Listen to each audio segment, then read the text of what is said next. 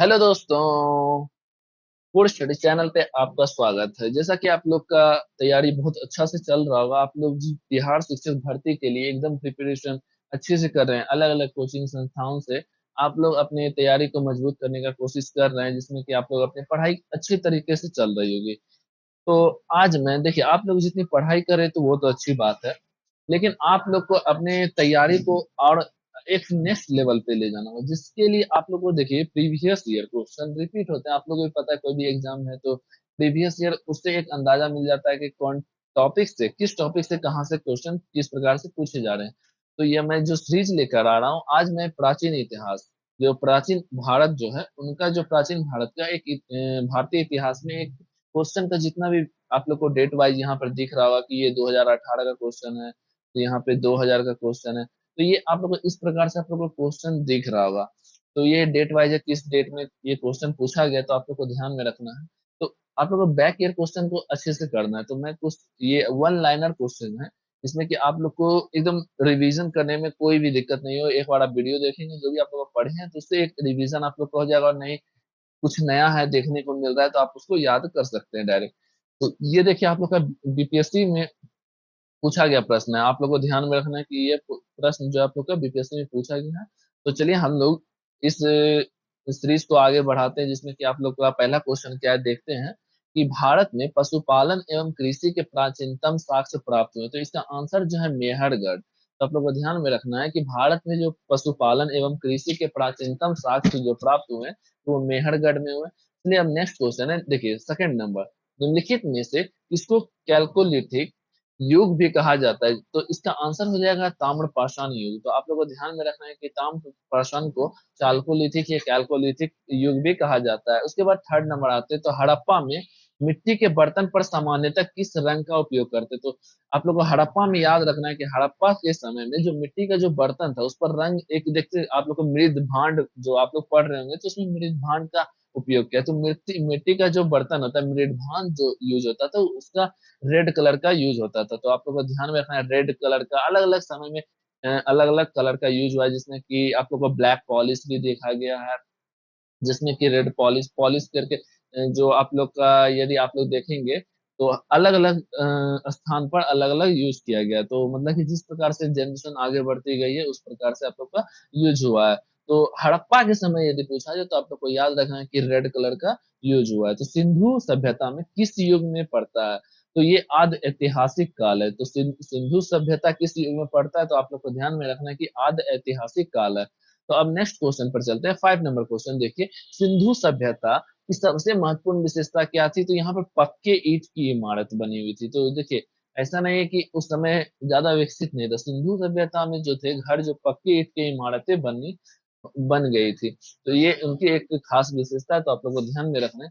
कौन सी हड़प्पा कालीन स्थल गुजरात में। तो लोथल जो है हड़प्पा कालीन स्थल गुजरात में है। तो आप लोग को ध्यान में रखना है। उसके बाद देखिए, किस हड़प्पा कालीन संस्था से टेराकोटा का हल प्राप्त हुआ। तो आप लोग को ध्यान में रखना है कि बनवाली, जो कि हरियाणा के फतेहाबाद में है। तो ये फतेहाबाद जिला में है। तो बनवाली कहाँ है, हरियाणा में है। तो आप लोग को ध्यान में रखना है कि यह किस हड़प्पा कालीन से टेराकोटा का हल प्राप्त हुआ। तो ये बनवाली है, जो कि हरियाणा में है। ठीक है। अब देखिए, बोगस कोई का महत्व क्यों है। देखिए, वहां बोगस कोई का महत्व इसलिए है कि वहां जो अभिलेख प्राप्त हुए हैं, उनमें वैदिक वैदिक काल जो आप लोग पढ़े होंगे, तो वैदिक काल में देवी देवी देवताओं का वर्णन मिलता है। अब नेक्स्ट देखिए, हम लोग का 9 नंबर क्वेश्चन है कि प्रसिद्ध 10 राजाओं का युद्ध किस नदी पर हुआ। तो इसका आंसर हो जाएगा पररूनी नदी। ये देखिए, वैदिक काल के हिसाब से ये नाम दिया गया पररूनी नदी। ठीक है। देखिए, ऋग्वेद का कौन सा मंडल पूर्णतः सोम को समर्पित है। तो ये 9वां मंडल है। तो आप लोगों को ध्यान में रखना है कि 9वां मंडल ऋग्वेद का पूर्णतः सोम को समर्पित है। अब हम लोग 11 नंबर क्वेश्चन पे हैं कि ऋग्वेद संहिता का 9वां मंडल पूर्णतः किसको समर्पित है। तो सोम वही क्वेश्चन है। इस पे का नामाकृत देवता है। ठीक है। तो आगे हम लोग चलते हैं, 12 नंबर क्वेश्चन, गायत्री मंत्र किस पुस्तक से लिया गया। तो आप लोग को ध्यान में रखना है कि ऋग्वेद, तो गायत्री मंत्र जो है किस पुस्तक से लिया गया है। तो ये आप लोग का गायत्री मंत्र जो लिया गया, एक आपका ऋग्वेद से लिया गया। तो इस चीज का आप लोग ध्यान रखेंगे। नेक्स्ट क्वेश्चन पर चलते हैं दोस्तों, जिसमें कि दिया हुआ है कि क्वेश्चन नंबर 13, किस भारतीय दर्शन ने परमाणु सिद्धांत का प्रतिपादन किया? तो वैशेषिक। तो परमाणु सिद्धांत का जो भारतीय दर्शन ने किया है तो वो वैशेषिक है। तो महावीर स्वामी का, अच्छा, 14 नंबर क्वेश्चन है, महावीर स्वामी का जन्म कहाँ हुआ था? तो ये कुंडग्राम में हुआ है। तो कहाँ पर हुआ? तो आप लोग को ध्यान में रखना है, कुंडग्राम। देखिए, आप लोग जितना भी मैं क्वेश्चन दिया हूँ, ये सारा बीपीएससी में पूछा गया। तो यहाँ पर आप देख सकते हैं साइड में कि नंबर के पहले आप लोग को डेट भी लिखा है कि किस डेट में यह एग्जाम लिया गया। यदि आप लोग को ये वीडियो, ये क्वेश्चन आप लोग को लिए कुछ लाभदायक हो रही है तो आप लोग जरूर चैनल को सब्सक्राइब करें और दोस्तों को शेयर करें ये वीडियो, जिससे कि उनको भी मदद मिलेगी। और वीडियो को जरूर लाइक करें और कमेंट में बताएं आप लोग को वीडियो कैसा लग रहा है। चलिए हम लोग 15 नंबर क्वेश्चन पे चल रहे हैं। महावीर जैन की मृत्यु किस नगर में हुई? तो इसका आंसर हो जाएगा आप लोग का पावापुरी। तो अब नेक्स्ट नंबर क्वेश्चन है, भगवान महावीर का प्रथम शिष्य था जमाली। तो ये आप लोग का आंसर है जमाली। प्रथम शिष्य कौन था? तो ये आप लोग का जमाली था प्रथम शिष्य। तो आप लोग को ध्यान में रखना है, ठीक है। अब हम लोग 17 नंबर क्वेश्चन है कि कौन सबसे पूर्वकालिक जैन ग्रंथ था? तो ये 14 पूर्वी जो है सबसे पूर्वकालिक जैन ग्रंथ था। महात्मा बुद्ध ने अपना पहला धर्म प्रवर्तन किस स्थान पर दिया? तो ये सारनाथ में।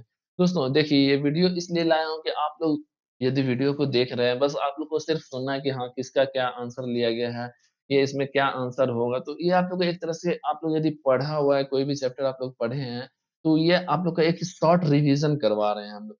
इससे आप लोग का शॉर्ट रिवीजन हो रहा है। यदि कुछ नया आप लोग को इससे मिल रहा है तो आप लोग उस मेमोरी बेस्ड उसको आप लोग रिमेम्बर कर लेंगे, ठीक है। तो ये देखिए 19 नंबर क्वेश्चन अब हम लोग चल रहे हैं कि महात्मा बौद्ध बुद्ध का महापरिनिर्वाण कहाँ हुआ था? तो ये कुशीनगर में हुआ था। महापरिनिर्वाण कहाँ हुआ था? कुशीनगर में। त्रिपिटक किसकी धर्म की पुस्तक है? तो ये बौद्ध की है। और त्रिरत्न या त्रिरत्न, त्रिरत्न जैसे सटीक ज्ञानी, सच्ची आस्था और सटीक किससे संबंधित है? ये जैन धर्म। तो आप लोग को ध्यान में रखना है कि त्रिपिटक किससे है? बौद्ध धर्म से। और त्रिरत्न जो है जैन धर्म से है। तो ये आप लोग को ध्यान में रखना है। कौन सी बात बौद्ध धर्म और जैन धर्म में समान नहीं है? ये आत्मदमन की बात करते हैं, ठीक है। आत्मदमन की बात करते हैं जिसमें कि ये समानता नहीं रखते हैं। देखिए, बौद्ध गया में बोधि वृक्ष अपने वंश की किस पीढ़ी है? तो ये आप लोग का याद रखना है कि पंचम जो अभी पचवा, ये उसकी वंश का जो पचवा नंबर है। तो ये आप लोग को ध्यान में रखना है, ये बोधि वृक्ष 5th नंबर पे है। तो बराबर की गुफाओं का उपयोग किसके आश्रय गृह के रूप में? ये देखिए आजीविका के लिए, आजीविका के लिए ये बराबर की गुफाओं का आश्रय गृह था, ठीक है। आजीवक संप्रदाय के संस्थापक थे मखली गोशाल। तो आप लोग को ध्यान में रखना है कि मखली गोशाल जो थे आजीवक संप्रदाय के संस्थापक थे। तो पाटलिपुत्र के संस्थापक कौन थे? तो इसका पाटलिपुत्र के संस्थापक उदयन थे। तो आप लोग को ध्यान में रखना है किस शासक द्वारा सर्वप्रथम पाटलिपुत्र का राजधानी के रूप में चयन किया गया? तो उदयन द्वारा। देखिए, उदयन द्वारा पाटलिपुत्र की पाटलिपुत्र का जो राजधानी बनाया गया था उदयन द्वारा। और अजात शत्रु से यदि पूछा जाए तो ये उन्होंने राजगृह को ही बनाया था, ठीक है। तो आगे हम लोग चलते हैं कि विश्व का पहला गणतंत्र वैशाली में किसके द्वारा स्थापित किया गया था? तो ये लिच्छवी। मगध की प्रारंभिक राजधानी कौन सी थी? तो राजगिरी, जिसे ग्रीवर्ज भी कहते हैं। तो आप लोगों को ध्यान में रखना है कि ग्रीवर्ज किसे कहते हैं? राजगिरी को ही ग्रीवर्ज भी कहते हैं, ठीक है। और नेक्स्ट क्वेश्चन है, देखिए 30 नंबर, अजात शत्रु के वंश का नाम क्या था? तो हर्यंक वंश। तो आप लोग को ध्यान में रखना है कि अजात शत्रु का जो वंश का नाम था हर्यंक वंश था। उसके बिंबिसार जो थे पिता थे, जो कि हर्यंक वंश के संस्थापक थे। सेंट्रोकोटस ने चंद्रगुप्त मौर्य की पहचान किसने की? तो विलियम जॉन्स। तो आप लोग को ध्यान में रखना है, ये विलियम जॉन्स थे जो सेंट्रोकोटस से चंद्रगुप्त मौर्य की पहचान की थी। ब्राह्मी लिपि का सर्वप्रथम किसने पढ़ा? तो ये जेम्स प्रिंसेप जो थे, ये ब्राह्मी लिपि का सर्वप्रथम पढ़े थे। तो मेगास्थनीज की पुस्तक क्या है? इंडिका। तो आप लोग को ध्यान में रखनी है कि इंडिका जो है मेगास्थनीज की पुस्तक है। मेगास्थनीज दूत था तो सेल्यूकस का था। तो आप लोग को ये भी ध्यान रखना है कि मेगास्थनीज किसका दूत था? तो सेल्यूकस का था। अब नेक्स्ट क्वेश्चन है, आप लोग देखेंगे, एक मिनट। हाँ, अंतिम मौर्य सम्राट कौन था? तो बृहद्रथ था। तो अंतिम मौर्य सम्राट कौन था? बृहद्रथ था। और किस अभिलेख में रुद्रदामन प्रथम की विभिन्न उपलब्धियों का वर्णित है? तो जूनागढ़ अभिलेख में रुद्रदामन के विभिन्न उपलब्धियों का वर्णित है। राजाओं में किन किन का जैन धर्म के भारी झुकाव था। कलिंग के जो चंद चेदी वंशीय शासक खारवेल थे, उनका जो था जैन धर्म के प्रति बहुत अच्छा झुकाव था, बहुत भारी झुकाव था।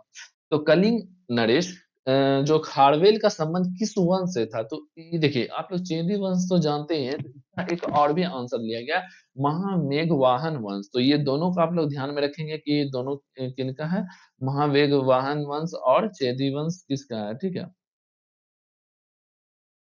कलिंग नरेश जो खारवेल थे उनके लिए लिए गए। देखिए, उसके बाद हम लोग चलते हैं 39 नंबर क्वेश्चन में। प्राचीन भारत का नेपोलियन किसे समुद्रगुप्त को कहा जाता है?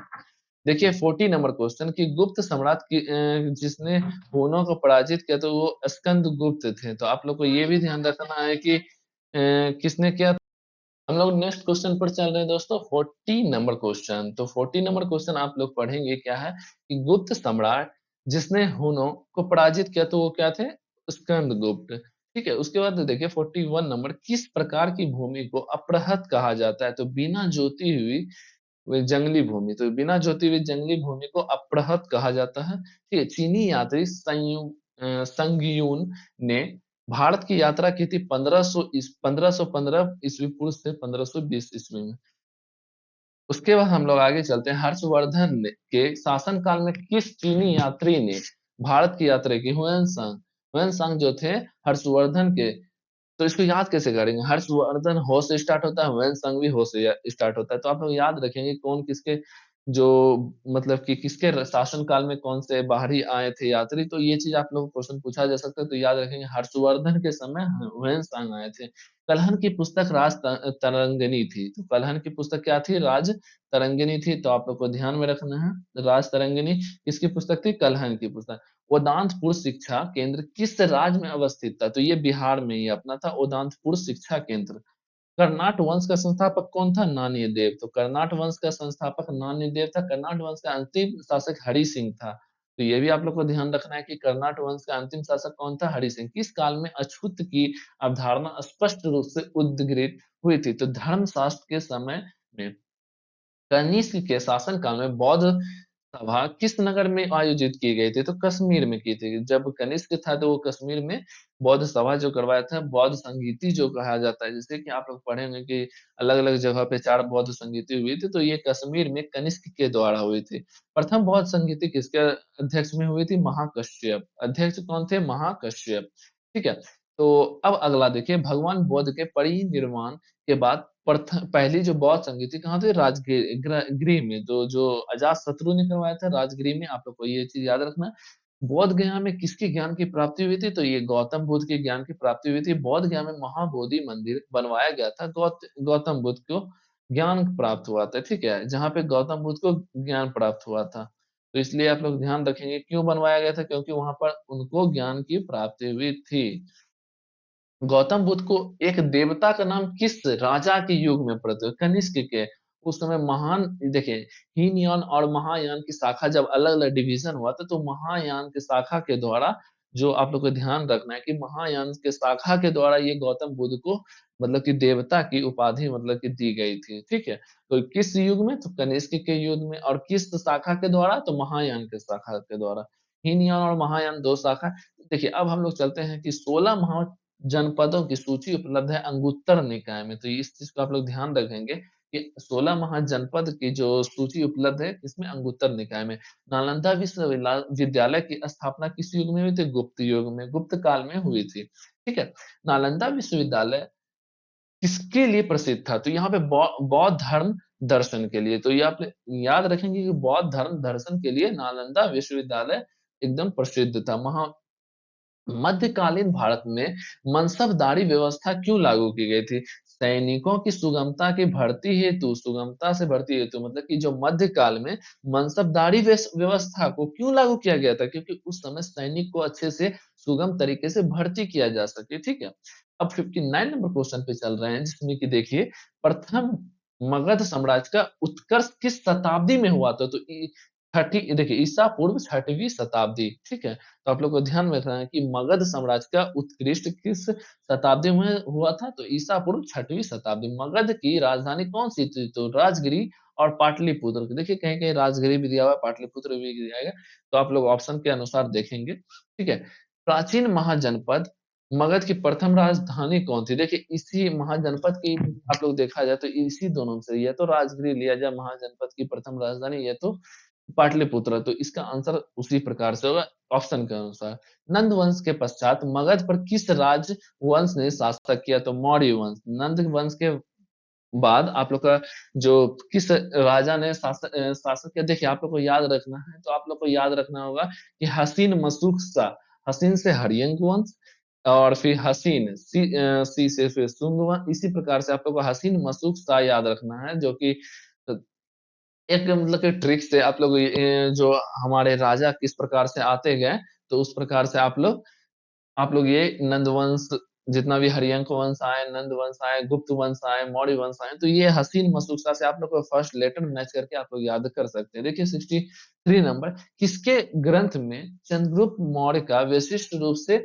वर्णन हुआ है, तो ये विशाख दत्त। तो आप लोग को ध्यान में रखना है कि विशाख दत्त में वर्णन हुआ है, ठीक है। किस ग्रंथ में, तो विशाख दत्त में। कौन सा राजा सिकंदर के समकालीन था, तो घनानंद। घनानंद के सामने नंद वंश के नंद वंश के काल में जब घनानंद मतलब कि पूरा शासन कर रहा था अपने गद्दी पे, तब उसी समय के समकालीन सिकंदर आए थे, ठीक है। तो पाटलिपुत्र में स्थित चंद्रगुप्त का महल मुख्यतः किससे बना था, तो ये लकड़ी से बना था। तो आप लोग इसको ध्यान में रखेंगे। अष्टप्रधान का गठन किसने, शिवाजी ने किया था अष्टप्रधान का गठन। कुछ कुछ क्वेश्चन इसमें, दो चार क्वेश्चन जो कि मध्य काल का भी आप लोग का, मध्य भारत का, मध्य इतिहास, सॉरी भारत मध्य इतिहास का भी आप लोग का डाल दिया गया है, ठीक है। किस मौर्य राजा ने दक्कन की विजय प्राप्ति की, तो ये चंद्रगुप्त थे। तो दक्कन की विजय प्राप्ति किस मौर्य राजा ने, चंद्रगुप्त ने, ठीक है। उसके बाद देखिए अभिलेख जिससे प्रमाणित है कि चंद्रगुप्त का प्रभाव पश्चिम भारत पर भी था, तो रुद्रदामन का जूनागढ़ जो अभिलेख था, तो इससे प्राप्त होता है, ठीक है। अब देखिए हम लोग 69 नंबर क्वेश्चन पे आ गए हैं कि अशोक के शासन काल में बौद्ध सभा किस नगर में आयोजित की गई, तो ये पाटलिपुत्र था। तो इस चीज का आप लोग ध्यान में रखेंगे कि अशोक के समय जो बौद्ध की सभा, मतलब बौद्ध संगीति हुई थी, किस नगर में हुई थी, पाटलिपुत्र में। अशोक का शिलालेख से प्रयुक्त भाषा है, तो कौन सा से जो अशोक का शिलालेख जो प्राप्त हुआ है, तो उससे किस भाषा का प्रयुक्त होता है, जिसमें आप लोग को ध्यान में रखना है कि प्राकृत भाषा, प्राकृत भाषा प्रयुक्त होते हैं। भारतीय प्राचीन भारत की कौन सी लिपि दाहिने से बाएं, ये खरोष्टी लिपि लिखी जाती है आप लोग का दाहिने से बाएं की ओर, ठीक है। तो अब आगे हम लोग चलते हैं कि अशोक का धर्म का मूल संदेश क्या था। देखिए शांति एवं अहिंसा। आप लोग को पता होगा कि जब अशोक जब वो बौद्ध धर्म को अपनाए थे, तो उस समय उन्होंने बौद्ध के धर्म के लिए बहुत सारे काम भी किए। तो उन्होंने धर्म, तो अशोक ने धर्म, जो आप लोग पढ़े होंगे कि अशोक बौद्ध के तीन हैं, तो उसमें तीन में से एक धर्म की बात कही गई है। तीन चीज है जिसमें कि एक धर्म की बात कही गई, जिसमें कि देखिए इसमें कहा गया कि शांति एवं अहिंसा के बारे में, बड़ों के सम्मान के बारे में, धार्मिक सहनशील के बारे में कहा गया। तो इस 3 पॉइंट को आप लोग ध्यान रखेंगे कि क्या क्या अशोक का धर्म का जो मूल संदेश था। मूल संदेश क्या दे रहे थे, धर्म का मूल संदेश शांति एवं अहिंसा, बड़ों को सम्मान, धार्मिक सहनशील। वो कौन सा स्तंभ था जिसमें अशोक ने स्वयं को मगध का सम्राट बताया था, तो ये भाब्रू स्तंभ था, जो कि राजस्थान में है, भाब्रू अभिलेख या भाब्रू स्तंभ। तो आप लोग को ध्यान में रखना है, पूछा जा सकता है भाब्रू अभिलेख जो है कहाँ पर है, तो ये आप लोग का राजस्थान में स्थित है। अपने शिलालेख में अशोक सामान्यतः किस नाम से जाने जाते थे, प्रियदर्शी, ठीक है। उसके बाद देखिए कौटिल्य के अर्थशास्त्र के में किस पहलू पर प्रकाश डाला गया, तो राजनीतिक नीतियां पर, ठीक है। तो आप लोग को ये ध्यान रखना है। मेगास्थनीज ने भारत समाज को कितनी श्रेणी में विभाजित किया है, तो 7। तो देखिए पहला कौन है, देखिए 7 तो है, लेकिन इसमें पहला है देखिए, तो आप लोग को ध्यान में रखना है देखिए कि दार्शनिक, कृषक, पशुपालक, कारीगर, योद्धा, और उसके बाद नीचे है निरीक्षक एवं सभासद। तो मेगास्थनीज ने भारत समाज की कितनी श्रेणी में विभाजित किया है, तो 7 श्रेणी में। मेगास्थनीज के अनुसार, मेगास्थनीज की बुक कौन थी, इंडिका, ठीक है। तो उसने कितने जो भारतीय समाज को कितनी श्रेणी में विभाजित किया, तो 7। तो दार्शनिक, कृषक, पशुपालक, कारीगर, योद्धा, निरीक्षक और सभासद। ठीक है। मौर्य मौर्य समाज का 7 वर्गों में विभाजन का विशेष रूप से किसमें उल्लेख किया गया? मेगास्थनीज की पुस्तक इंडिका में, अभी बताया मैंने। ठीक है। पेरिप्लस ऑफ द इरिथियम सी किसने लिखी? ये एक अज्ञात पुस्तक है जिसमें कि किसी का नाम पर्टिकुलर चर्चित नहीं है, तो आप लोग ध्यान में रखेंगे, अज्ञात इसमें ऑप्शन टिक करेंगे।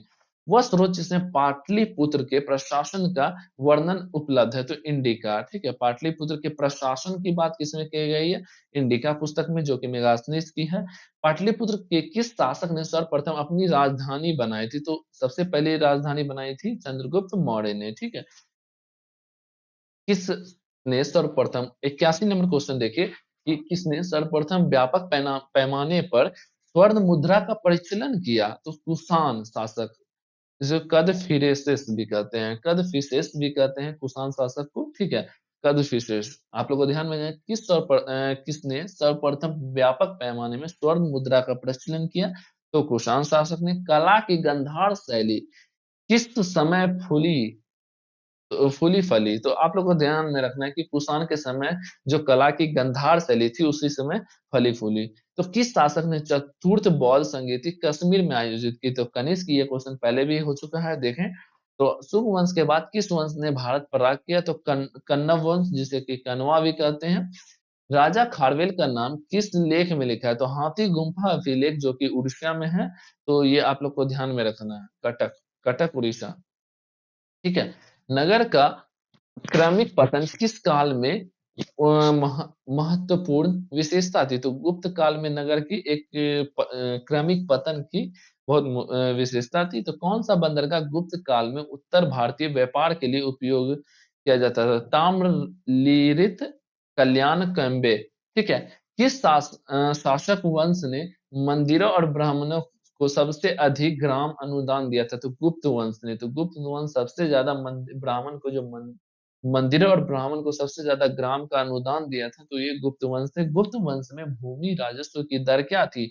जो भी उपज हुआ उसका 6वां भाग। ठीक है। तो आगे चलते हैं 85 नंबर क्वेश्चन में। भागवत संप्रदाय के विकास में किसकी देन अत्यधिक थी? तो इसका आंसर हो जाएगा आप लोग का गुप्त की। ठीक है। किसने पहली बार यह व्याख्या की थी कि पृथ्वी के अपने धुरी पर घूमने के कारण प्रतिदिन सूर्योदय या सूर्यास्त होता है? तो इसका आंसर हो गया आर्यभट्ट। तो चीनी यात्रा हुएन ने किस विश्वविद्यालय में अध्ययन किया था? तो नालंदा विश्वविद्यालय में अध्ययन किया था चीनी यात्री हुएन। और उसके बाद हुएन देखिए, हुएन की भारत में यात्रा के समय सूती कपड़ों में उत्पादन के लिए सबसे नगर था, जो सबसे प्रसिद्ध नगर कौन था? मथुरा। मथुरा में सबसे ज्यादा सूती वस्त्र का उत्पादन हो रहा था, जो कि हुएन की यात्रा के समय। ठीक है। कवि बान निवासी था, कहाँ था? कवि बान निवासी था पाटलिपुत्रा का। तो कवि बान कहाँ का निवासी था? तो आप लोगों को ध्यान में रखना है कि पाटलिपुत्रा का। प्रसिद्ध चीनी यात्री फाहियान ने किस शासन काल में भारत की यात्रा की? तो चंद्रगुप्त टू में। तो आप लोग आगे चलते हैं कि नालंदा विश्वविद्यालय के संस्थापक कौन थे? तो कुमारगुप्त।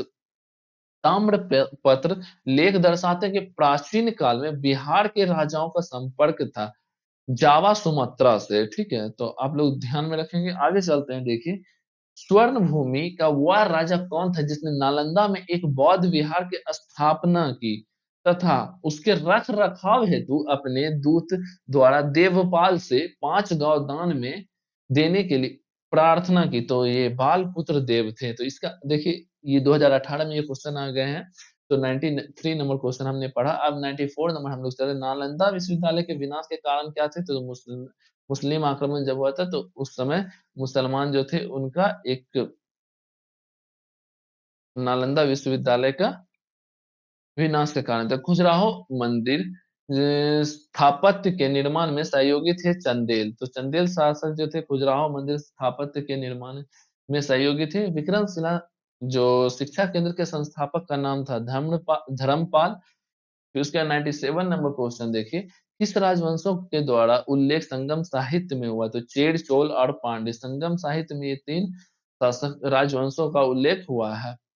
संगम युग में उदयपुर किसकी विख्यात है? तो कपास के व्यापार का महत्वपूर्ण था, कपास के व्यापार का महत्वपूर्ण केंद्र था। मुद्रा राक्षस का लेखक कौन था? तो ये मुद्रा राक्षस का लेखक विशाख दत्त था। देखिए दोस्तों, आप लोग यदि ये पीडीएफ चाहते हैं तो हमारे टेलीग्राम ग्रुप, जो कि आपको डिस्क्रिप्शन में उसका लिंक मिल जाएगा, तो आप लोग वहां से जाकर टेलीग्राम ग्रुप में जो पीडीएफ लिंक है, तो वहां से आप लोग जाकर डाउनलोड कर सकते हैं, वहां से आप लोग देख सकते हैं। पीडीएफ आप लोग को मिल जाएगा, आप चाहे तो इनको प्रिंट करवा सकते हैं। पृथ्वीराज रासो के लेखक कौन थे? तो चंदबरदाई। तो चंदबरदाई थे पृथ्वीराज रासो के लेखक। स्वप्नवास वद्धता के लेखक कौन थे? तो इसके आंसर हो जाएगा भास। कुमार संभव महाकाव्य किस कवि ने लिखा? तो ये कालिदास। देखिए, इसको आप लोग दो चार बार रीडिंग देंगे या पांच बार, पांच छह बार रीडिंग देंगे, तो ये आप लोग को माइंड में सेट हो जाएगा। और ये चीज आप लोग को ध्यान में रखना है कि देखिए दोस्तों, कितना भी क्वेश्चन पूछा जाए, बैक ईयर जरूर रिपीट करता है, कोई भी एग्जाम हो। तो आप लोग इसे पढ़ा रहेगा तो कम से कम, यदि ये सीरीज, यदि देखिए आप लोग को 100 150 क्वेश्चन का सीरीज मिलता है, हर चैप्टर मिला के 600 700 800 क्वेश्चन मिल जाएंगे, तो कहीं ना कहीं उससे 20 क्वेश्चन में, 120 क्वेश्चन में क्या, 20 क्वेश्चन भी नहीं है, 20 क्वेश्चन आपका मेरिट के लिए बहुत है। जैसे कि आप लोग कैटेगरी वाइज देखा जाए तो 40 नंबर एवरेज देखा जाए, जनरल के लिए 40 45 नंबर एवरेज यदि है कि पासिंग होने के लिए 40 45 नंबर आप लोग को चाहिए, जिसमें कि आप लोग यदि 20 नंबर यदि इससे मैच करता है तो आप लोग के लिए बहुत बेनिफिशियल होगा। ठीक है, चलिए देखते हैं। कृतार्जुनीय पुस्तक किसने लिखी? भारवी। उस स्रोत का नाम बतलाएं जो प्राचीन भारत के व्यापारिक मार्गों पर मौन है। तो मिलिंद पन्हो, जो कि नागसेन द्वारा लिखा गया। किसके द्वारा लिखा गया ये भी आपको दर्शा दिए हैं, जो कि आप लोग देख सकते हैं कि नागसेन द्वारा है, मिलिंद पन्हो लिखा गया। ठीक है। हर्षचरित नामक पुस्तक किसने लिखी? तो ये बाण भट्ट ने लिखी है। हर्षचरित नामक पुस्तक किसने लिखी? बाण भट्ट ने। चोल वंश का संस्थापक कौन था? विजयालय। ठीक है, तो चोल वंश का संस्थापक विजयालय था। चोल वंश किसके लिए प्रसिद्ध था? तो ये ग्राम पंचायत के लिए प्रसिद्ध था। कौन सा मध्यकालीन भारतीय साम्राज्य व्यापक स्तरीय पर स्थानीय स्वशासन के लिए प्रसिद्ध था? तो इसका आंसर हो जाएगा चोल। तो दक्षिण भारत के मंदिर के आकर्षक द्वार को क्या कहते हैं? गोपुरम। तो इस चीज से आप लोग का ये जितना भी 109 क्वेश्चन का जो सेट था, ये एनसीएन का था, आप लोग देख लिए। ये आप लोग को यहाँ से आप लोग को पीडीएफ डाउनलोड कर सकते हैं, टेलीग्राम लिंक जो कि डिस्क्रिप्शन में आप लोग को मिल जाएगा। इस प्रकार से मैंने मॉडर्न हिस्ट्री, जो कि आप लोग का नेशनल मोमेंट का है, उसमें से 600 क्वेश्चन, जो कि पूरा टॉपिक वाइज मैंने टेलीग्राम पे एज ए लीनियर आप लोग को डाला है, लीनियर वन वर्ड में। आप लोग वहां से वो भी जाकर डाउनलोड कर सकते हैं। सारा चीज आप लोग को टेलीग्राम ग्रुप में मिल जाएगा, यहाँ से हमारे साथ जुड़े रहें। नेक्स्ट वीडियो फिर मिलते हैं, जो कि आप लोग का फिर ज्योग्राफी का होगा, आप लोग का भारत का भूगोल का फिर से लेकर आएंगे हम आपके लिए लीनियर वन लाइनर में आप लोग को, जितना भी प्रीवियस ईयर। थैंक यू, फिर मिलते हैं नेक्स्ट वीडियो में, हमारे साथ इसी प्रकार से बने रहे। Thank you.